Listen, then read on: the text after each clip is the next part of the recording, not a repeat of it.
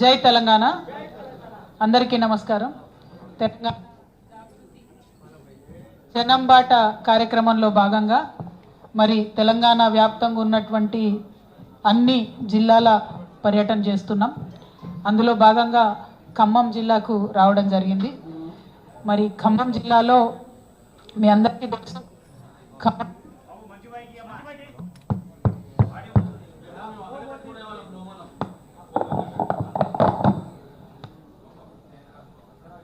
Connection ఉండేది.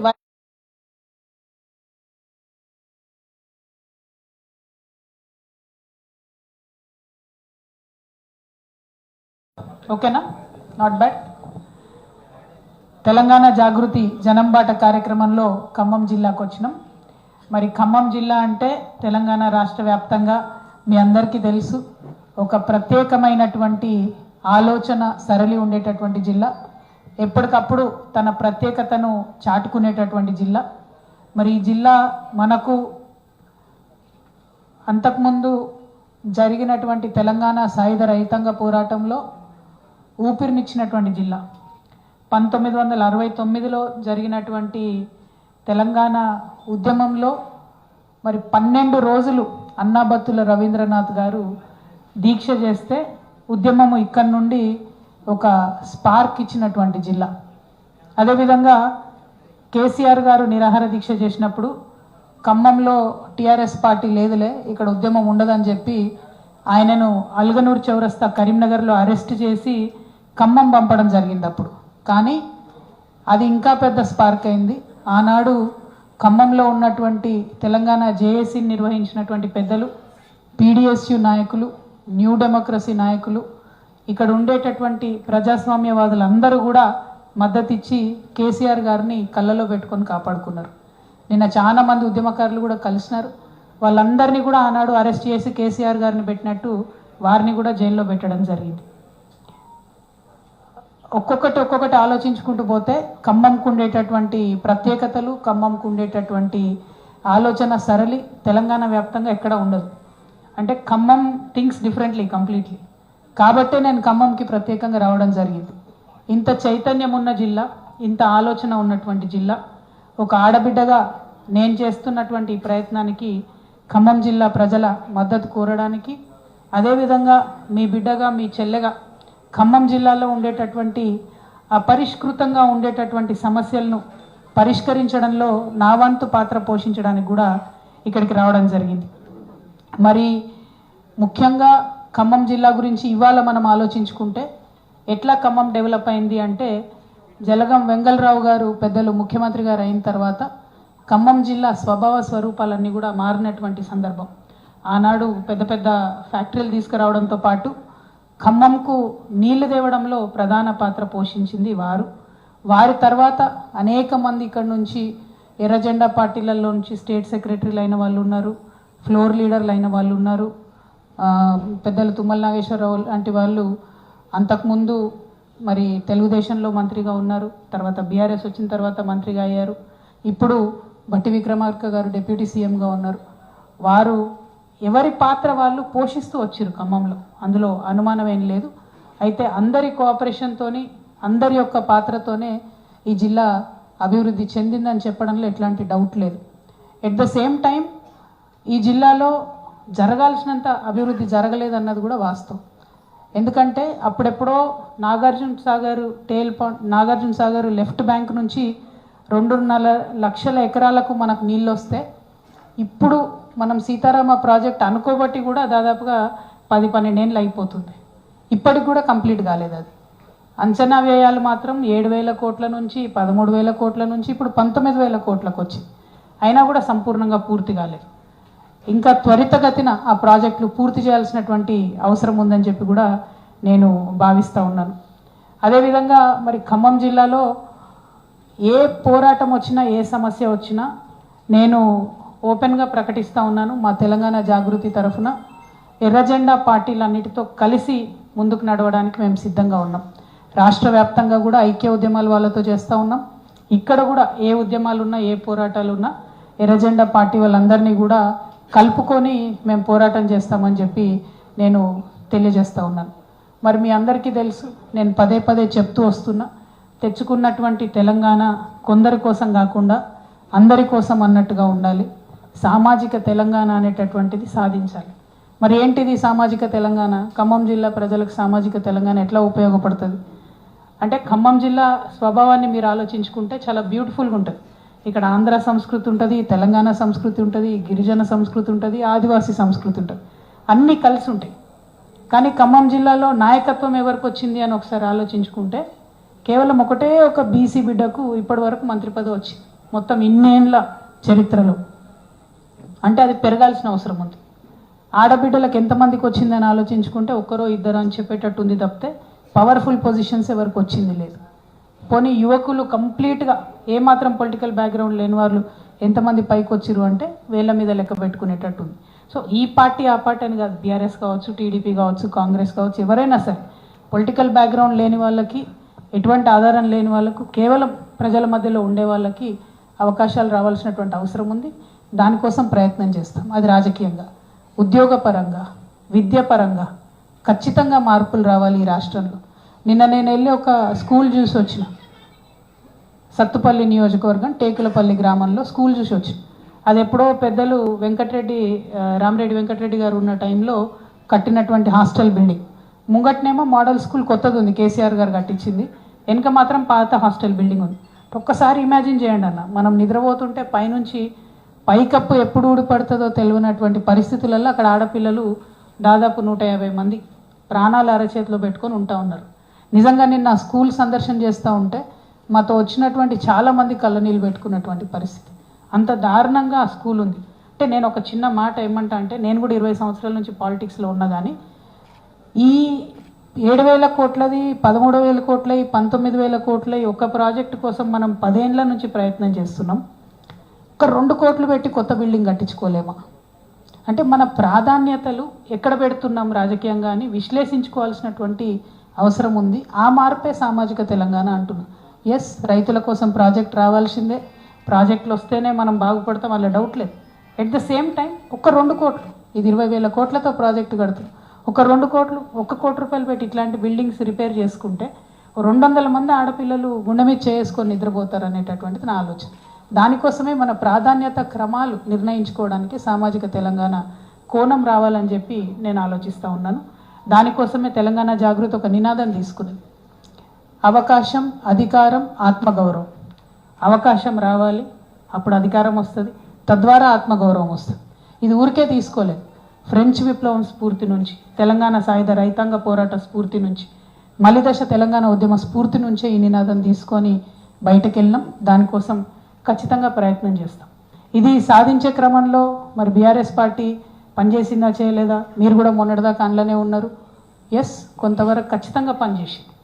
గ్రామ స్థాయి నుండి క్షేత్రస్థాయిలో మార్కెట్ కమిటీలలో మొట్టమొదటిసారి ఎస్సీ, ఎస్టీ, బీసీలకు అవకాశం కల్పించింది కేసీఆర్ గారే.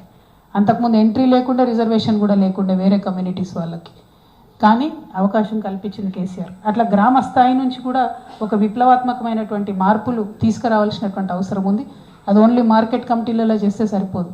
నిన్న ముఖ్యమంత్రి గారు ఏమన్నారు, 42% ఇయ్యంది నేను ఎన్నికలకు పోనన్నాడు. నిన్న క్యాబినెట్ ఏం తీర్మానం చేసింది, సర్పంచ్ ఎన్నికలు 42%తో మేము పార్టీల వారీగా ఇచ్చుకొని పోతా అంటాం. పార్టీల వారీగా బీసీలకు ఇవ్వడానికి అది బిచ్చం కాదు. మీరు భిక్ష వేస్తే తీసుకోవడానికి బీసీలు సిద్ధంగా లేరు. సర్పంచ్ ఎన్నికలలో గుర్తులు ఉండవు. సో మీరు 42 ఇచ్చినా, 52 ఇచ్చినా, 62 ఇచ్చినా అడిగేటోడు ఎవడు ఉండడు. పైగా సర్పంచ్ ఎన్నికలు ఇప్పుడు అర్జెంటుగా పెట్టకపోతే మిమ్మల్ని కొట్టింది ఎవరు? జయలలిత గారు 9 సంవత్సరాలు ఎన్నికలు నిర్వహించలేదు తమిళనాడులో. అప్పుడు పివి నరసింహారావు గారు ప్రెషర్లోకి వచ్చి అప్పుడు 9th షెడ్యూల్లో పెట్టుకొని మనం దాన్ని రిజర్వేషన్లు వాళ్ళు తమిళనాడులో సాధించుకున్నారు. పేరుకు చెప్పడానికి రేవంత్ రెడ్డి గారు ఏం చెప్తారు, నేను తమిళనాడు తరహా సాధిస్తా అని చెప్తారు. ఒక్క స్టెప్ తీసుకున్నారా మీరు తమిళనాడు వాళ్ళలాగా? కనీసం ఢిల్లీలో పోయి ఒకసారి మోడీ గారికి ఒక వినతి పత్రం ఇచ్చిరా మీరు? పోయినరు 2 సార్లు దొంగ దీక్షలు చేసి వచ్చేసిండ్రు కాంగ్రెస్ వాళ్ళు. ఉట్టిగా తమాషా కాడికి పోయిన రాహుల్ గాంధీ కూడా రాలే కనీసం ఆ మీటింగ్కి. సోనియా గాంధీ గారు దూరం మాట, వేణుగోపాల్ గారు కూడా రాలే, కేసీ వేణుగోపాల్ గారు. అంటే మీ దగ్గర ఉండే ముఖ్యమైన వ్యక్తులు రాకుండా వెళ్ళి బీసీల కోసం ఢిల్లీలో దొంగ దీక్షలు చేసి వచ్చి మళ్ళీ ఇప్పుడు పార్టీల పరంగా ఇస్తామని నిన్న క్యాబినెట్లో కాంగ్రెస్ పార్టీ తీర్మానం చేయడం అంటే 100% రేవంత్ రెడ్డి గారు బీసీలను మోసం చేస్తూ ఉన్నారు. బీసీ ద్రోహిగా మిగిలిపోతారు మీరు. దయచేసి ఇది చేయకండి. ఇవాళ సర్పంచ్ ఎలక్షన్ అంటారు, రేపు పొద్దున గుర్తులున్న ఎన్నికలలో ఎంపీటీసీ జెడ్పీటీసీలలో కూడా మేము పార్టీల వారీగా ఇచ్చుకుంటామని పోతారు. మరి ప్రొటెక్షన్ ఎక్కడ ఉంటుంది? పార్టీల వారీగా ఇచ్చేది ఉంటే మీరు కొత్తగా ఇచ్చేది ఏంది? బీఆర్ఎస్ పార్టీ పుట్టినప్పటి నుంచి 51% ఇచ్చుకుంటూ వచ్చింది బీసీలకు. But that doesn't change elected positions. Elected పొజిషన్స్లో బీసీలు రావాలంటే ఖచ్చితంగా రాజ్యాంగ రక్షణ ఉండాలి. దానికోసం ముఖ్యమంత్రి గారు ప్రయత్నం చేయాలి. ఈ సర్పంచ్ ఎన్నికలు పెట్టడం అన్నది కరెక్ట్ కాదు. ఇది బీసీ సమాజానికి కాంగ్రెస్ పార్టీ చేస్తున్న ద్రోహంగా చరిత్రలో నిలిచిపోతుందని కూడా నేను ఈ సందర్భంగా తెలియజేస్తూ ఉన్నా. అదేవిధంగా నిన్న మేము మా ప్రయాణం మొదలుపెట్టినప్పటి నుంచి ఫస్ట్ మధిర నుంచి ప్రారంభించాం. మధిరలో డిప్యూటీ సీఎం గారు ఉన్నారు కాబట్టి అభివృద్ధి చాలా గట్టిగా ఉంటుందనే అనుకున్నాం. కాకపోతే మధిరలో చాలా ప్రాబ్లమ్స్ ఉన్నాయి. మున్సిపాలిటీలో అందరూ కూడా ప్రజలు చెప్తా ఉన్నారు, మా గ్రామ పంచాయతీ ఉన్నప్పుడే బాగుండే, ఇప్పుడు మున్సిపాలిటీ అయినాక ఇంకా రకరకాల ఇబ్బందులు ఉన్నాయని చెప్తున్నారు. ఆ ఇబ్బందులు లేకుండా త్వరితగతిన పూర్తి చేస్తారని చెప్పి మేము డిప్యూటీ సీఎం గారిని డిమాండ్ చేస్తూ ఉన్నాం. ఎట్ ద సేమ్ టైం అంతకుముందు బీఆర్ఎస్ కట్టినటువంటి 100 పడకల హాస్పిటల్ను 2 సంవత్సరాల నుంచి బట్టి విక్రమార్క గారు తాళమేసి పెట్టిండ్రు. కేవలం బీఆర్ఎస్ పార్టీ క్రెడిట్ పోవద్దని. కానీ ఇబ్బంది పడేది మీ మధిర ప్రజలన్న విషయం దయచేసి బట్టి విక్రమార్క గారు గమనించుకొని త్వరితగతిన ఆ హాస్పిటల్ ఓపెన్ చేయాలని కోరుతా ఉన్నాం. మీ మధిర నియోజకవర్గంలో జూనియర్ కాలేజ్ చాలా భయంకరమైన పరిస్థితిలో ఉంది. దయచేసి త్వరితగతిన దానికి నిధులు మంజూరు చేయాలని చెప్పి డిప్యూటీ సీఎం గారిని డిమాండ్ చేస్తూ ఉన్నాం. అదేవిధంగా మధిరలో జమలాపురం టెంపుల్కి వెళ్ళినాం మేము. అది తెలంగాణ తిరుపతిగా పిలుస్తారు, 1000 సంవత్సరాల చరిత్ర ఉన్న టెంపుల్. కానీ ఇంతవరకు బీఆర్ఎస్ కావచ్చు, కాంగ్రెస్ కావచ్చు, ఎవ్వరు కూడా టెంపుల్ అభివృద్ధికి ₹1 కూడా ఇవ్వలేదు. అక్కడ వాళ్ళందరూ కూడా డిమాండ్ చేశారు, ప్రభుత్వం నుంచి మాకు వసతులు కావాలి, ఇక్కడ ఇంకా ఫెసిలిటీస్ కావాలి, మమ్మల్ని పట్టించుకుంటలేరని డిమాండ్ చేసిండ్రు. మీరు డిప్యూటీ సీఎంగా ఉన్నారు కాబట్టి, చేయగలిగే పరిస్థితిలో ఉన్నారు కాబట్టి జమలాపురం వెంకటేశ్వర స్వామి వారికి మరి కొంత ఆదాయాన్ని సమకూర్చాలి, వసతులు సమకూర్చాలని డిప్యూటీ సీఎం గారిని నేను డిమాండ్ చేస్తూ ఉన్నాను. అదేవిధంగా 26 సంవత్సరాల నుంచి లెదర్ పార్క్ కోసం అక్కడ భూమి ఇచ్చి ఉన్నారు. అక్కడ మొత్తం ఆ మెంబర్స్ అందరు కూడా చుట్టుపక్కల ఉన్న 13 గ్రామాల వాళ్ళు కూడా లెదర్ పార్క్ ప్రారంభించాలని అడుగుతున్నారు. కానీ అక్కడ గ్రామస్తులేమో దాన్ని వ్యతిరేకిస్తున్నారు, మాకు వాసన వస్తుందేమో, స్మెల్ వస్తుందేమో అని. నేను డిప్యూటీ సీఎం గారిని కోరేది ఒకటే, ఆ భూమి దళితులకు ఇచ్చి ఉన్నారు, ఆ సొసైటీలో ఉన్నది కాబట్టి మరి ఇంకేమన్నా ఇండస్ట్రీ పెట్టగలుగుతారా? ఎట్లా అక్కడ ఉండేటటువంటి గ్రామాల్లో ఉన్న ప్రజలకు హెల్ప్ చేస్తారు? ఏదో ఒక పరిశ్రమ తీసుకొచ్చి ఉద్యోగాల కల్పన చేయాలని చెప్పి నేను డిప్యూటీ సీఎం గారిని డిమాండ్ చేస్తూ ఉన్నాను. అట్లానే మరి అదే నియోజకవర్గంలో నిన్న పాతర్లపాడు అనేటటువంటి గ్రామానికి వెళ్ళి రావడం జరిగింది. మరి అక్కడ సామినేని రామారావు గారు అనేటటువంటి పెద్ద మనిషిని దారుణంగా హత్య చేసి చంపి కూడా 20 రోజులు అయిపోతూ ఉంది. ఈ 20 రోజులలో కనీసం పోలీసు వాళ్ళు ఎఫ్ఐఆర్ల పేర్లు నమోదైనటువంటి వాళ్ళని కూడా విచారించలేదని చెప్పి అక్కడ ఉన్న వాళ్ళు చెప్తా ఉన్నారు. ఇది చాలా తీవ్రంగా పరిగణించాల్సినటువంటి విషయం. ఎందుకంటే రాజకీయ హత్యల్లో ఇది మొదటిది కాదు, ఇది 3వది. డిప్యూటీ సీఎం గారి కాన్స్టిట్యున్సీలో 3వ రాజకీయ హత్య జరిగితే కూడా పోలీసులు మౌనం వహించడం అన్నది డెఫినెట్గా మంచిది కాదు. తెలంగాణలో మనం ఇట్లాంటి రాజకీయాలు ఎంకరేజ్ చేయడం అన్నది కరెక్ట్ కాదని చెప్పి నేను డీజీపీ గారిని డిమాండ్ చేస్తూ ఉన్నాను. డీజీపీ గారు ప్రత్యేక శ్రద్ధ తీసుకోవాలి. ఈ సామినేని రామారావు గారి మర్డర్ మీద, అంతకుముందు జరిగినటువంటి 2 హత్యల మీద కూడా వారు తక్షణం దృష్టి సారించాలి. నేను రేపు ఖచ్చితంగా డీజీపీ గారిని అపాయింట్మెంట్ కోరుతాను. సామినేని రామారావు గారి కుటుంబ సభ్యుల్ని, మా జాగృతి సభ్యుల్ని అందరినీ తీసుకొని హైదరాబాద్లో డీజీపీ గారిని కూడా మేము కలుస్తాం. ఇంతటితో వదిలిపెట్టాం. హత్యలు, హత్య రాజకీయాలు అన్నది తెలంగాణకు మంచిది కాదు. దీని వెనుక ఎంత పెద్దవాళ్ళు ఉన్నా కూడా నిష్పక్షపాతంగా ఇన్వెస్టిగేషన్ చేయాలని చెప్పి నేను పోలీస్ వాళ్ళని డిమాండ్ చేస్తూ ఉన్నాను. అదేవిధంగా సత్తుపల్లిలో ఇంతకుముందు నేను చెప్పినట్టు బాలికల పాఠశాల చూసిన తర్వాత అక్కడ కనీసం వాచ్మెన్ కూడా లేనటువంటి పరిస్థితి ఉన్నది. నేను ఎస్పీ గారికి, కమిషనర్ గారికి ఇమీడియట్గా మాట్లాడి రిక్వెస్ట్ చేశాను, కనీసం కొన్ని రోజులైనా సెక్యూరిటీ పెట్టండి సార్, ఫుల్ ఫ్లెజ్డ్గా ఫంక్షన్ అనే వరకు. మరి ఆయన ఏం చేశారో తెలియదు. కలెక్టర్ అనుదీప్ గారికి కూడా మాట్లాడడం జరిగింది. మరి వారు కూడా ఇమీడియట్గా ఖాళీ చేయించండి, దయచేసి టెంపరీగానే ఆడపిల్లలు వేరే దగ్గర పెట్టమని చెప్పాం. అది ఏం చేశారో తెలియదు. దాన్ని కూడా మా జాగృతి లోకల్ నాయకులు ఫాలో అప్ చేస్తారు. ఆ తర్వాత సింగరేణిలో జలగం వెంగళరావు ఓసీపీకి వెళ్ళినాం. అక్కడ కాంట్రాక్ట్ కార్మికులకు సంబంధించినటువంటి కష్టాలు ఉన్నాయి, వాటి మీద కంటిన్యూస్గా ఫైట్ చేస్తాం. అదేవిధంగా రేపు సింగరేణి భవన్, హైదరాబాద్లో ఉన్న సింగరేణి భవన్ ముట్టడి కూడా మేము పిలుపునిచ్చినాం. ప్రత్యేకించి ఏదైతే డిపెండెంట్ ఉద్యోగాలు ఉన్నాయో అది పోగొట్టే విధంగా కాంగ్రెస్ పార్టీ వ్యవహారం చేస్తూ ఉంది. కాబట్టి ఆ వైఖరికి వ్యతిరేకంగా రేపు హైదరాబాద్లో సింగరేణి భవన్ను కూడా ముట్టడిస్తూ ఉన్నాం. మరి సీతారామ ప్రాజెక్టు సత్తుపల్లిలో మేము చూసి రావడం జరిగింది, టన్నల్ వర్క్ ఎట్లా అవుతుందని చెప్పి. అది ఫినిష్ అవ్వడానికి ఇంకొక సంవత్సర కాలం పట్టేటట్టు కనబడతా ఉన్నది. Work as of now progress అవుతుంది, కానీ ఇంకా సంవత్సర కాలం పడితే మరి ఇంకా ఎస్టిమేట్లు ఎంత పెరుగుతాయి, నిజంగా రైతులకు నీళ్ళు వస్తాయి రాదా అనేది ఒక సమస్య. అయితే ఈ సీతారామ ప్రాజెక్టులో 3.5 లక్షలు నాగార్జున సాగర్ ఆయకట్టు స్థిరీకరించడానికి 3.5 లక్షలు కొత్త ఆయకట్టు ఇవ్వడానికి అని చెప్పారు. అయితే దీంట్లో ఏంటి ప్రాబ్లం అంటే భద్రాద్రి కొత్తగూడెం వాళ్ళకి ఎవరికి కూడా ఒక చుక్క కూడా నీళ్ళు వస్తలేదు. ప్రాజెక్టులో ఉన్న 3 సైట్లు భద్రాద్రి కొత్తగూడెం జిల్లాలో ఉన్నాయి. సో ఆ జిల్లా ప్రజలు డిమాండ్ చేస్తూ ఉన్నారు సీతారామ ప్రాజెక్ట్ ద్వారా మాకు కూడా లాభం జరగాలని. అదేవిధంగా మహబూబాద్ జిల్లాలో డోర్నకల్లో కూడా నీళ్ళు వస్తలేవని అక్కడ ప్రజలు అడుగుతూ ఉన్నారు. సో సీతారామ ప్రాజెక్టు చేస్తున్నటువంటి మనం ఏమన్నా వారికి సహాయం చేయగలుగుతామా ఆలోచించాలని చెప్పి నేను ఇక్కడ ఉన్నటువంటి 3 మంత్రులు ఉన్నారు, వారందరినీ కూడా కోరుతా ఉన్నాను. అదేవిధంగా తర్వాత నిన్న రాత్రి మాకు మదన్ లాల్ గారి ఇంట్లోనే ఆశ్రయం ఇవ్వడం జరిగింది వైరా గత శాసనసభ్యులు. మరి వైరా కూడా విజిట్ చేశాం, అక్కడ వెజిటేబుల్ మార్కెట్ చూసి వచ్చాం. అక్కడ వైరా వెజిటేబుల్ మార్కెట్ అయినా, ఇక్కడ ఖమ్మంలో కానాపురం దగ్గర కట్టినటువంటి ఇంటిగ్రేటెడ్ మార్కెట్ అయినా పూర్తి కాకుండా ఉంది, దాంతో ప్రజలు ఇబ్బంది పడుతూ ఉన్నారు. మరి ఆ వెజిటేబుల్ మార్కెట్ వెంటనే పూర్తి చేయాలని డిమాండ్ చేస్తున్నాం. అట్లనే ఈ పల్లిపాడు టు ఎంకూరు హైవే ఏదైతే ఉందో వైరాలో, దానిలో 2 హై లెవెల్ బ్రిడ్జెస్ అవసరం ఉన్నాయి. ఒకటి అంజనాపురం దగ్గర, ఇంకోటి లాలాపురం దగ్గర. వాటిని త్వరితగతిన పూర్తి చేయాలని డిమాండ్ చేస్తున్నాం. అక్కడ పరిశ్రమలు లేవని చెప్పి ప్రజలంతా కూడా ఫీల్ అవుతున్నటువంటి సందర్భం ఉంది. మరి మిర్చి, పత్తి ఆధారంగా ఏమైనా పరిశ్రమలు పెట్టగలిగితే ఆలోచించవలసిందిగా జిల్లాలో ఉండేటటువంటి మంత్రివర్యుల్ని కోరుతా ఉన్నాం. మరి ఖమ్మంలో చూసుకుంటే నిన్న అమరవీరుల స్తూపం దగ్గర నుండి వచ్చినాం. అక్కడ ఉన్నటువంటి ఉద్యమకారులందరూ కూడా డిమాండ్ చేసిండ్రు, ఏదైతే కాంగ్రెస్ ప్రభుత్వం మాకు ప్రామిస్ చేసిందో 250 గజాలు ఇస్తామని చెప్పి, పెన్షన్ ఇస్తామని చెప్పి, ఉద్యమకారులకు గుర్తింపు కార్డు ఇస్తామని చెప్పి, అమరవీరుల కుటుంబాలను ఆదుకుంటామని చెప్పి, వీటి మీద పోరాటం చేయవలసిందిగా వారు సూచించారు. వారి సూచనలకు అనుగుణంగా మేము ఈ పోరాటాన్ని ఇంకా పెద్ద ఎత్తున ఉధృతంగా తీసుకెళ్తాం. ప్రతి ఉద్యమకారుడికి 250 గజాలు వచ్చేంత వరకు కూడా విశ్రమించకుండా పనిచేస్తామని ఈ సందర్భంగా తెలియజేస్తూ ఉన్నాం. అదేవిధంగా ఖమ్మంలో పెద్దలు పద్మశ్రీ అవార్డు గ్రహీత వనజీవి రామయ్య గారు మరణం చెందిన తర్వాత మరి ప్రభుత్వం అధికారికంగా వారి ఫ్యూనరల్ చేస్తుందని మేము అనుకున్నాం, ఎందుకు చేయలేదని మేము కూడా ఆశ్చర్యానికి గురైనాం. మరి వనజీవ రామయ్య గారి స్మృతిని నిరంతరం కొనసాగించే విధంగా మరి మంచి పెద్ద ఈకో పార్క్ ఏదైనా నిర్మిస్తే ఆ ఈకో పార్క్కి ఖచ్చితంగా వనజీవి రామయ్య గారి పేరు పెట్టాలని చెప్పి నేను ఈ సందర్భంగా డిమాండ్ చేస్తున్నాను. అట్లానే పాలేరులో మేము జేఎన్టీయూని విజిట్ చేస్తాం. తర్వాత అసలు ఖమ్మానికి యూనివర్సిటీయే లేదు,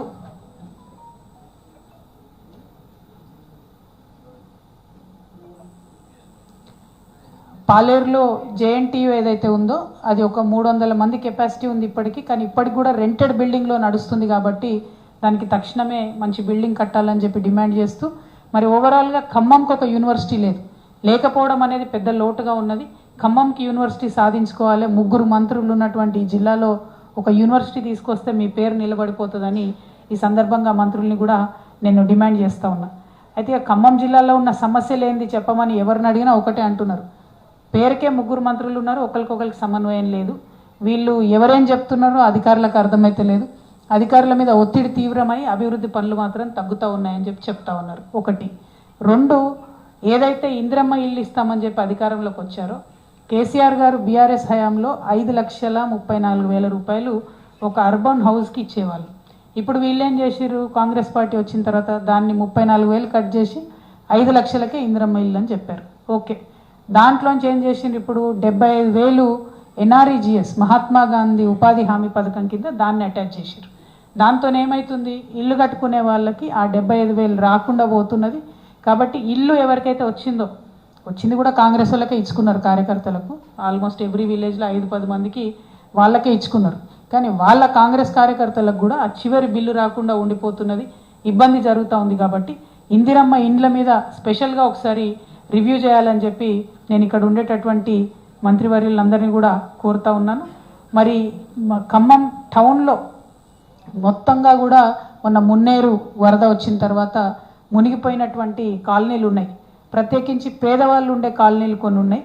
వాటిని త్వరితగతిన రీటైనింగ్ వాళ్ళు కంప్లీట్ చేసి మరి ఎస్పెషలీ బొక్కలగడ్డ లాంటిది, పద్మావతి నగర్ లాంటిది, వెంకటేశ్వర నగర్, మోతీ నగర్ ఇట్లాంటి వారిని ఆదుకోవాలని చెప్పి నేను డిమాండ్ చేస్తూ ఉన్నాను. అట్లానే మున్నేరుకు అటువైపు పాలేరు నియోజకవర్గంలో వచ్చేటటువంటి ఈ విల్లా ప్రాజెక్టులు వచ్చినాయి. అన్ని 50 లక్షలు, 40 లక్షలు, 25 లక్షలు పెట్టి మధ్యతరగతి ఖమ్మం వాసులు కొనుక్కున్నటువంటి అవన్నీ కూడా మునిగిపోయిన పరిస్థితి వచ్చింది. సో ఇవాళ ఇక్కడ ఖమ్మం మేధావులందరూ నేను రిక్వెస్ట్ చేసి కోరేది ఏంటంటే ఒకసారి ఆలోచన చేయండి. హైదరాబాద్లో పెడితే ఇక్కడ రియల్ ఎస్టేట్ అంతా మునిగిపోయింది. దాంతో చిన్న చిన్న రియల్ ఎస్టేట్ వ్యాపారులు, ఏజెంట్లు, పార్ట్ టైం రియల్ ఎస్టేట్ చేసుకునేటటువంటి అనేక మంది మిత్రులు వారందరూ కూడా నష్టపోయినటువంటి పరిస్థితి. సో నా సూచన ఏంటంటే హైడ్రానే మీరు ఒక సర్టిఫికేషన్ ఏజెన్సీగా పెట్టండి. ఏదైనా రియల్ ఎస్టేట్ వెంచర్ ప్రారంభించే ముందు మీ హైడ్రాకి 5,000 10,000 కడతాం కావాలంటే, కానీ ఆ హైడ్రా నుంచో సర్టిఫికేషన్ ఇవ్వండి, మేము మళ్ళీ రాము ఈ వెంచర్ దగ్గరికి అని. దానివల్ల చిన్న చిన్న రియల్ ఎస్టేట్ వ్యాపారులకు లాభం జరుగుతుంది, దానివల్ల వెంచర్ చేద్దాం అనుకునే రియల్ ఎస్టేట్ వాళ్ళకి లాభం జరుగుతుంది, దానివల్ల ప్రజలందరూ కూడా ప్రశాంతంగా ఉండే పరిస్థితి ఉంటుంది. హైడ్రాను పాజిటివ్గా వాడుకోవాలి ప్రభుత్వం అని చెప్పి నేను డిమాండ్ చేస్తూ ఉన్నాను. అదేవిధంగా మరి గ్రనైట్ పరిశ్రమ చూసుకున్నట్టయితే చాలా సంక్షోభంలో ఉన్నది. వారికి బీఆర్ఎస్ వచ్చిన తర్వాత ట్యాక్స్ పెంచితే కాంగ్రెస్ వచ్చిన తర్వాత దాన్ని ఇంకా డబుల్ చేసిండ్రు. సో వాళ్ళు చాలామంది ఇబ్బంది పడే పరిస్థితి ఉంది. కాకపోతే గ్రనైట్ పరిశ్రమల వాళ్ళు కూడా ఆలోచన చేయాలి. ఒకటి, మీకున్న పర్మిషన్ కన్నా ఎక్కువ తవ్వుతున్నారు. మీరు భూమి సర్ఫేస్ వరకే తవ్వాలి, కానీ 10 అడుగుల లోతుకు తవ్వుతున్నారు. దాంతో వాటర్ టేబుల్ డిస్టర్బ్ అవుతుంది.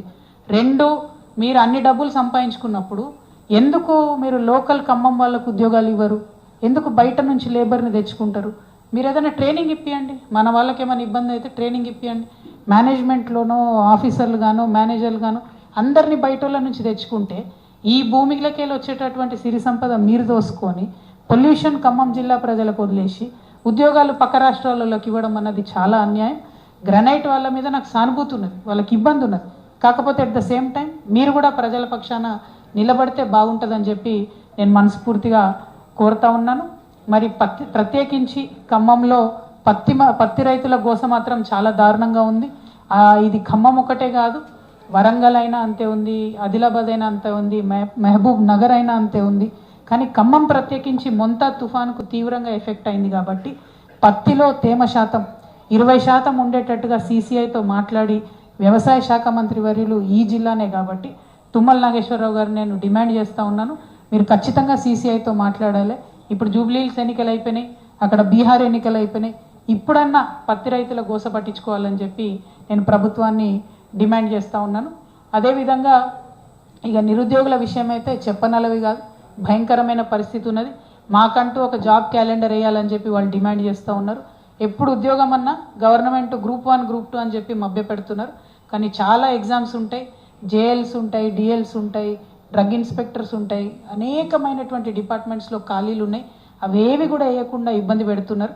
అన్నిటికన్నా ముందు మీరు అధికారంలోకి వచ్చిందే నిరుద్యోగులతోనన్న విషయం కాంగ్రెస్ పార్టీ గుర్తుపెట్టుకొని ఖచ్చితంగా ఒక స్పష్టమైనటువంటి జాబ్ క్యాలెండర్ ఇవ్వాలని చెప్పి నేను డిమాండ్ చేస్తూ ఉన్నాను. మరి అదేవిధంగా ఆపరేషన్ కగార్ పేరుతో పెద్ద ఎత్తున కేంద్ర ప్రభుత్వం చేసినటువంటి విధ్వంసాన్ని కూడా మనం దృష్టిలో పెట్టుకోవాలి. నేను మొదటి నుండి ఆపరేషన్ కగార్కి వ్యతిరేకంగా మాట్లాడుతూ వచ్చినాం. మావోయిజం కానీ నక్సలిజం కానీ అది శాంతి భద్రతల సమస్య కాదు, అది సామాజిక సమస్య. దాన్ని అదే కోణంలోంచి చూడాల్సినటువంటి అవసరం ఉంటుందన్న విషయాన్ని భారతీయ జనతా పార్టీ గుర్తుపెట్టుకుంటే మంచిది.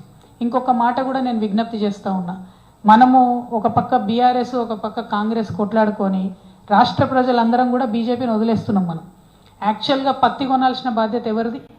పత్తిలో తేమ శాతం డిసైడ్ చేయాల్సిన బాధ్యత ఎవరిది? భారతీయ జనతా పార్టీ నాయకులు తప్పించుకొని తిరుగుతూ ఉంటారు. ఇక్కడ పెద్దలు పొంగులేటి సుధాకర్ రెడ్డి గారు ఉన్నారు ఇప్పుడు బీజేపీలో, ఇఫ్ ఐఎమ్ నాట్ రాంగ్. అదేవిధంగా 8 మంది ఎంపీలను ఇచ్చినాం మనం, వాళ్ళు ఒక్కరు కూడా ఒక్కరోజు మాట్లాడతలేరు. బీసీలకు అన్యాయం చేసేది బీజేపీ పార్టీయే, అయినా ఒక్క బీజేపీ ఎంపీ మాట్లాడాడు. పత్తి రైతులకు అన్యాయం చేసేది వాళ్ళే, అయినా ఒక్క బీజేపీ ఎంపీ మాట్లాడరు. నేను డిమాండ్ చేస్తూ ఉన్న బీజేపీ ఎంపీలను, పత్తి రైతులకు తేమ శాతం పెంచేటటువంటి ప్రాథమిక బాధ్యత మీదే ఉంది. మీరు తప్పకుండా మీ మినిస్టర్ దగ్గర పోతారా, మీ మోడీ దగ్గర పోతారా, అమిత్ షా దగ్గర పోతారా, వాళ్ళ కాలు పట్టుకుంటారా, ఏం చేస్తారో చేయండి, కానీ పత్తి రైతుల్ని కాపాడండి అని చెప్పి నేను డిమాండ్ చేస్తూ ఉన్నా. ఒక పక్క ఆపరేషన్ కగార్ పేరుతో తెలంగాణ బిడ్డల రక్తం దాగుతున్నారు, ఇంకొక పక్క పత్తి రైతుల పట్ల మీ యొక్క కేర్లెస్నెస్తోని ఈ పరిస్థితి తీసుకొస్తున్నారు. కాబట్టి భారతీయ జనతా పార్టీ బాధ్యత తీసుకోవాలి, తెలంగాణ ప్రజల బాగోగుల్లో భాగం పంచుకోవాలని చెప్పి నేను డిమాండ్ చేస్తూ ఉన్నా.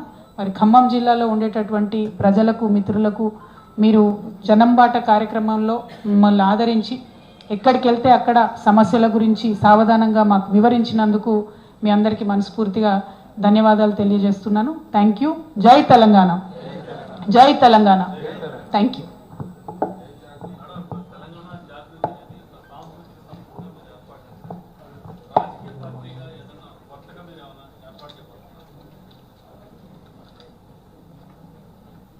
జై తెలంగాణ. రాజకీయ పార్టీల గురించి ఇప్పుడెప్పుడే ఆలోచన చేస్తలేమన్నా, ఎందుకంటే ఇవాళ ప్రశ్నించే వాళ్ళు లేకుండా పోయారు. ప్రతిపక్షమైనా నిద్రపోతున్నటువంటి పరిస్థితి, పాలకపక్షమైనా నిద్రపోతున్నటువంటి పరిస్థితి. ప్రతిపక్షంలో ఉండి బాగా అనుభవజ్ఞులైనటువంటి కేసీఆర్ గారు, బీఆర్ఎస్ పార్టీ కూడా 20 ఏళ్ల తర్వాత కూడా అనేక తప్పుల వల్ల ఇలా థర్డ్ టైం ఓడిపోయినాం అనుకుంటా ఉన్నా నేను. అందులో ప్రత్యేకించి ఈ జిల్లాకు సంబంధించి తుమ్మల నాగేశ్వరరావు గారు లాంటి ఎఫెక్టివ్ లీడర్ని వదులుకోవడం వల్లనే మూడోసారి అధికారంలోకి రాలేకపోయినామని చెప్పి నేను బలంగా నమ్ముతా ఉన్నా. ఎందుకంటే ఎప్పుడైతే తుమ్మల నాగేశ్వరరావు గారు బయటకు వెళ్ళిపోయినారో ఆ తర్వాత రాష్ట్రంలో వాతావరణం బిల్డ్ అయిపోయింది, వారిని వదులుకున్నది బీఆర్ఎస్ పార్టీ. సో అంత అనుభవజ్ఞులే అన్ని తప్పులు చేసిండ్రు. సో నేను పార్టీ పెట్టాలంటే చాలా ఇంకా నేర్చుకోవాలి, ప్రజల దగ్గరికి వెళ్ళాలి, ప్రజా సమస్యలు గుర్తించాలి, ప్రతి జిల్లాకు తిరగాలి. అంతకుముందు నన్ను నిజామాబాద్లోనే కట్టేసిర్రు. సో నిజామాబాద్లోంచి ఇప్పుడు నేను బయటకు వచ్చి ఒక్కొక్క జిల్లాకు వచ్చి అందరినీ మళ్ళీ కలుస్తున్నా. మా జాగృతిని మళ్ళీ నిర్మించుకుంటున్నాం. జాగృతి క్యాడర్ నిర్మించుకోవడంతో పాటు నేను అక్కడ ఆయా జిల్లాల్లో స్థానికంగా ఉండేటటువంటి సమస్యల మీద అండర్స్టాండింగ్ తెచ్చుకుంటాను. నేను పార్టీ అనేది పెట్టినప్పుడు ఖచ్చితంగా అది ప్రజల పక్షాన, ప్రజలకు ఒక వజ్రాయుధం లాంటి పార్టీని నిర్మించే ఆలోచనలో ఉన్నాను తప్పితే ఏదో పార్టీ పెట్టుకున్నామా, ఒక దాంట్లో పోటీ చేసినామా, తెల్లారి మాయమైపోయినామా, రేపు పొద్దున ఇంకోటి మాట్లాడినామా అన్నది కాకుండా ఒక స్టాండర్డ్ ఆల్టర్నేటివ్ పాలిటిక్స్ ఈ రాష్ట్రంలో నిర్మించాలి. అది పార్టీ పెడితేనే ఉండదు, పార్టీ పెట్టకుండా కూడా బోల్డంత రాజకీయాలు చేయొచ్చు. తెలంగాణ జాగృతి పుట్టినప్పటి నుంచి కూడా రాజకీయ అంశాల పట్లనే మాట్లాడుతున్నాం. తెలంగాణ ఉద్యమంలో కూడా మేము రాజకీయ అంశాలే మాట్లాడినాం. సో ఇప్పుడు కూడా రాజకీయ అంశాలే మాట్లాడతాం. పార్టీ పెట్టేది ఉంటే మంచిగా డంకా బజాయించి హైదరాబాద్లో ప్రెస్ మీట్ పెట్టి మీ అందరికీ చెప్పి పెడతాం. కాకపోతే చాలా ఇంకా నేర్చుకునేది ఉంది, చాలామందిని కలిసేది ఉంది. ఇప్పుడు ఉండేటటువంటి ప్రభుత్వాలు, అది కేంద్ర రాష్ట్ర ప్రభుత్వాల మీద ఒత్తిడి పెంచేది ఉంది. కాబట్టి ఆ పనిలో ప్రస్తుతానికి బిజీగా ఉన్నాం, ఆ పని కొనసాగిస్తాం. Thank you.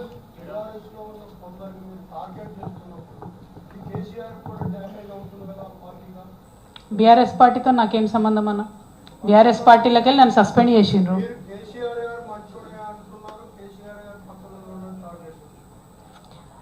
అన్న ఒక్క మాట చెప్తా, ఒక నాయకుడి కింద, ఒక పార్టీ కింద నేను 20 సంవత్సరాలు పనిచేస్తాను.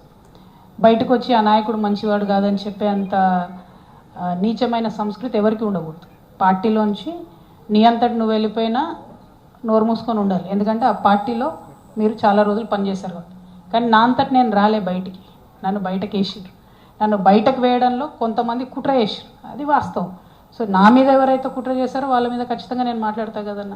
అది పాలిటిక్స్ కాదు. పెద్ద నాయకుడు కేసీఆర్ గారు, వారు లేకపోతే తెలంగాణ వచ్చేదే కాదు.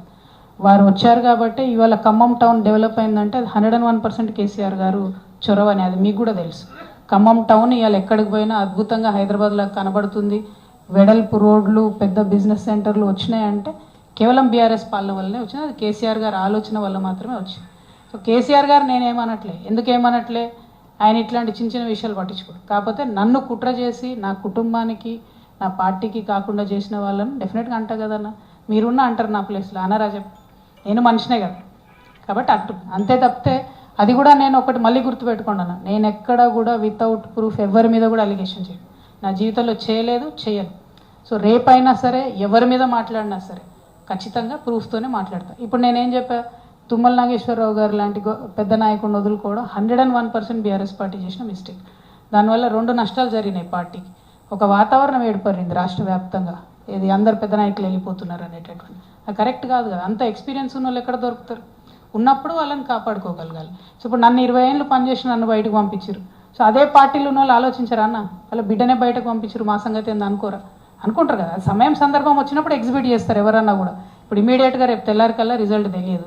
మొన్న జూబ్లీహిల్స్లో తెలిసింది ఏమైంది, ఎందుకు జరగలేదు? మరి ఇంత వ్యతిరేకత ఉంది కాంగ్రెస్ పార్టీ అంటే. ఏ ఊర్లకు పోయినా కూడా నోరు తెరిస్తే ఫస్ట్ లకారంతో స్టార్ట్ చేసి తిడుతున్నారు. అయినా ఎట్లా గెలుస్తుందన్న జూబ్లీహిల్స్లో అన్ని వేల మెజార్టీతో? సో ప్రతిపక్షాలు BJP utter flop, failure, BRS not up to the mark. కాబట్టి దాన్ని ఇంప్రూవ్ చేసుకోవాలి. ప్రతిపక్షం లేనటువంటి ఏ రాష్ట్రం కూడా బాగుపడలేదు. ఈ దేశంలో కూడా ఇవాళ వెనకడుగేస్తున్నాం మనం. అమెరికా లాంటి దేశాలు ఇష్టం వచ్చినట్టు వీసాలు క్లోజ్ చేయడం పెంచుతున్నాయంటే ఈ దేశంలో ప్రతిపక్షం లేదు కాబట్టి బీజేపీ ఏది చేసినా నడుస్తుంది. కాంగ్రెస్ ప్రతిపక్షంగా దేశంలో ఫెయిల్ అయింది. ఇక్కడ బీఆర్ఎస్ బీజేపీ ఫెయిల్ అయినాయి ప్రతిపక్షంగా. బీహార్లోనేమో ఘోరంగా ఓడిపోతుంది కాంగ్రెస్, ఇక్కడనేమో 25,000 మెజార్టీతో గెలుస్తుంది. How is it possible? అంటే ప్రతిపక్షాలు ఫెయిల్ చేస్తున్నాయి ప్రజల్ని. సో మేము తెలంగాణ జాగృతి నుండి ఆ ప్రతిపక్ష పాత్ర నిర్వహిస్తాం. ఖచ్చితంగా ఈ రాష్ట్రంలో ఒక అడిగే గొంతుకగా ఉంటాం. ఆల్టర్నేట్గా పాలిటిక్స్ ఎట్లా చేస్తే బాగుంటుందో ప్రజలకు చెప్తాం. మహిళా నాయకత్వాన్ని పెంపొందిస్తాం, యువకుల నాయకత్వాన్ని ప్రోత్సహిస్తాం. ఖచ్చితంగా అన్ని వర్గాలకు ఎవరైతే అధికారానికి దూరంగా ఉన్నారో వారు అధికారంగా దగ్గర అవ్వడానికి మా శాయశక్తిలో మేము ప్రయత్నం చేస్తాం.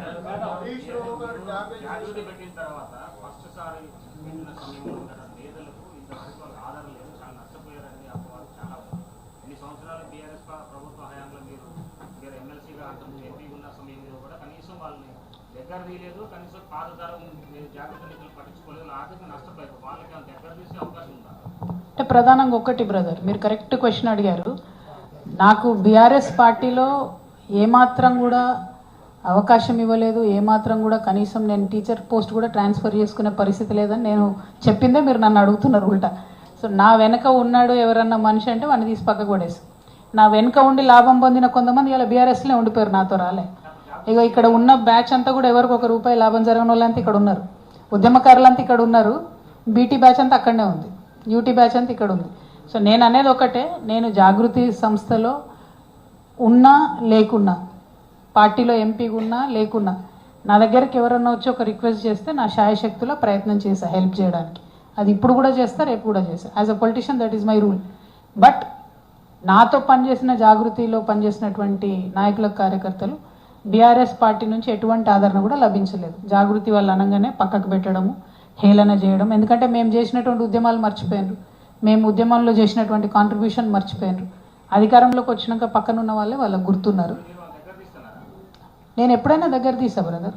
ఎమ్మెల్యేలతో అడ్జస్ట్ అయిపోయిన వాళ్ళు వెళ్ళిపోయారు. లేదు మేము జాగృతి ఐడియాలజీకి కట్టుబడి ఉన్నాం అనుకునే వాళ్ళు ఉన్నారు, వాళ్ళు ఇక్కడే ఉన్నారు, నా చుట్టుపక్కలే ఉన్నారు.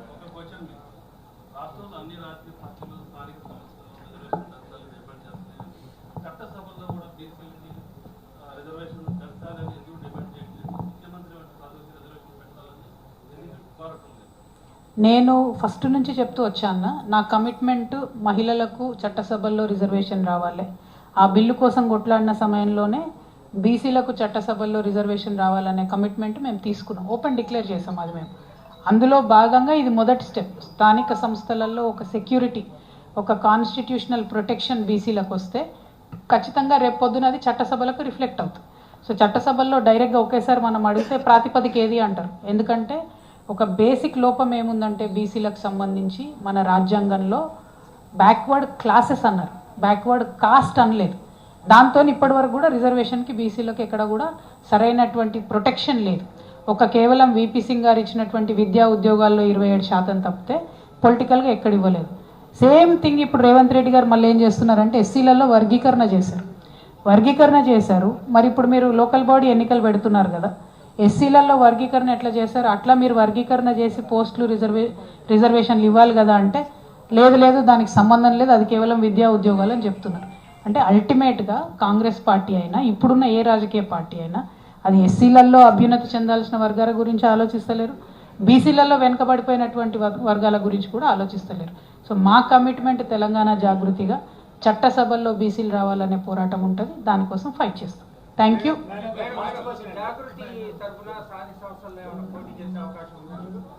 ఓకే, ఇంకొకటి ఏంటన్నా క్వశ్చన్? తగాదాలు కుటుంబంలో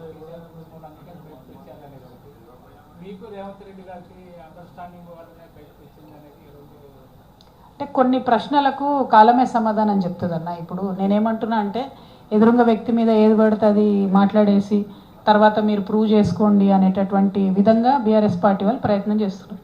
ఇప్పుడు ఒక సింపుల్ ఎగ్జాంపుల్ చెప్తాను. ఇవాళ పొద్దున మా పర్యటన షెడ్యూల్ మార్కెట్ కమిటీకి పోయేది ఉండే. సడన్గా పొద్దున్న 6:30కు నిద్ర లేచి బీఆర్ఎస్ వాళ్ళు మేము కూడా మార్కెట్ పోతున్నాం అన్నారు. ఇన్ని రోజులు గుర్తు రాలేదా మార్కెట్? మరి ఇలా జాగృతి రాగానే పొద్దుగాల లేచి మార్కెట్ గురుకుతాను ఎందుకు? మళ్ళీ అదే మొదలు చేయొచ్చు కదా. మీరు నిద్ర లేచి ఉంటే బాగుండేది కదా. నేను అందుకే తిరుగుతున్నా కదన్న. నేను రావడం వల్ల ప్రతిపక్ష పార్టీలు నిద్రపోయేటోళ్ళు మేల్కుంటున్నారు, పాలకపక్షం కూడా నిద్రపోయేటోళ్ళు మేల్కుంటారనే ఉద్దేశంతోనే జాగృతి పేరుతో తిరుగుతూ ఉన్నాం అన్న. సో మా లక్ష్యం నెరవేరింది. నా మీద ఉట్టిగా ఏదో ఆరోపణలు చేద్దాం అనుకుంటే అది ప్రూవ్ కాదు బ్రదర్, నిలబడదు. నేనేమంటున్నా, నేను చాలా ధైర్యం ఉన్నటువంటి వ్యక్తిని. నన్ను ఒక ఆడబిడ్డను తీసుకెళ్ళి ఎండాకాలంలో తిహార్ జైల్లో పెడితే 6 నెలలు వేరే వేరే వాళ్ళు అయితే డిప్రెస్ అయ్యి ఇంట్లో కూర్చుంటారు. నేను ఎందుకు ధైర్యంగా బయటకు వచ్చి ఫైట్ చేస్తున్నా? నా భుజాల మీద ఒక బరువు ఉంది. అదేంటి? తెలంగాణ ఆడబిడ్డలు భయపడకూడదు. రాజకీయాల్లోకి వస్తే మహిళల్ని తొక్కేయాలంటే 2 రోజులు జైల్లో వేస్తే వీళ్ళు ఇంట్లో పడుకుంటారని అనుకోకూడదు. ఏమన్నా కానీ నేను అనుకున్న లక్ష్యం కోసం ఫైట్ చేస్తానే ధైర్యం ఆడబిడ్డల్లో నింపాలి. అందుకోసమే నేను మొండిగా తిరుగుతున్నా. ఎస్, ఫ్యామిలీకి దూరం అయ్యాం. ఎస్, పొలిటికల్గా టార్గెట్ చేస్తున్నారు. ఇంకా ఎక్కువ చేస్తారు. రేపు పొద్దున మీరు చూడండి, చాలా ఎక్కువ చేస్తారు. చాలా స్థాయి దిగజారి మాట్లాడుతున్నారు. అయినా ఎందుకు ఫైట్ చేస్తున్నా? తెలంగాణ ఆడబిడ్డల బరువు నా భుజాల మీద ఉన్నది. వాళ్ళు డిప్రెస్ కావద్దు, రాజకీయాల్లో మాకు అవకాశం ఉంటుందనే కాన్ఫిడెన్స్ ఆడపిల్లలకు రావాలి. అందుకోసమే ఫైట్ చేస్తున్నా. And I will continue to fight. Thank you. జై తెలంగాణ, జై జాగృతి.